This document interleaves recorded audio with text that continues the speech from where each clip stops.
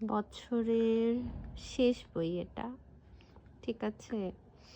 এবং বুক ক্লাবের জন্য এই মাসে যে বইটা ছিল সেটা শেষ করার পর মনে হলো ছোট্ট এই বইটা পড়ি। খুবই কিউট, আমার খুব প্রিয় এখলাসউদ্দিন আহমেদের লেখা আর ছোটবেলার খুব প্রিয় সিরিজ তুনু। ওকে, বইটা খুবই সুন্দর, এই কারণে মনে হলো ভিডিও করি। এটা কিনেছিলাম 2021-এর 22শে অগস্ট। এবং দেখেন এখানের প্রচ্ছদ ও চিত্রাবলী ধ্রুবয়েশ, অবশ্যই ধ্রুবয়েশের সুন্দর সুন্দর কতগুলো ছবি আছে ভিতরে, ওটা দেখানোর জন্যই আসলে ভিডিওটা করছি। এই যে ছবি, এটা তনুর সুন্দর তনু, নীল রঙের চুল। তারপর এই যে তনুর আঁকা গাছ, সুন্দর একটা গাছ। তারপরে ছোট একটা বই, বেশিক্ষণ লাগেনি শেষ করতে, বাচ্চাদের বই পড়তে এখানে ভালো। এই যে এখানে হচ্ছে তনু একটা রংধনুর উপরে বাড়ি আবিষ্কার করে, সুন্দর একটা বাড়ি। এই বাড়িটা আবার তার সাথে কথা বলে, মজার।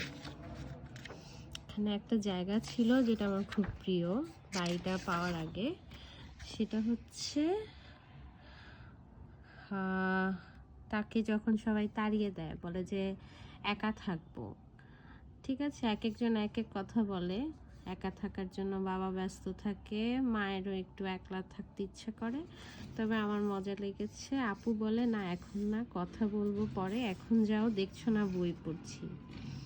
ও মা, বই তো তুমি সব সময় পড়ো, আমি একটু বসলে কি হবে? না, এ বই একা একা পড়তে হয়, এই বই রবি ঠাকুরের বই, বুঝেছো?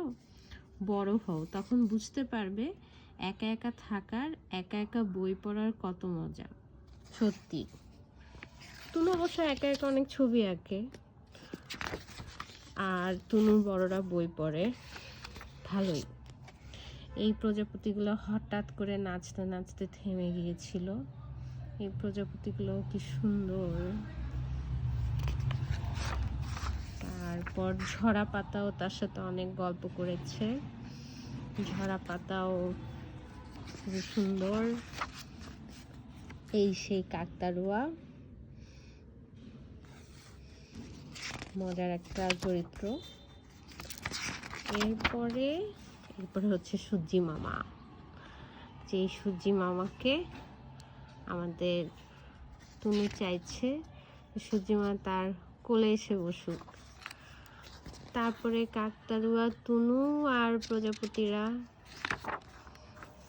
এরপরে কাকতাড়ুয়া তার কাছে পাখা চায়, তুমি কি পাখা দিতে পারে নাকি অন্যখান থেকে জোগাড় করে, বইটা পড়তে হবে।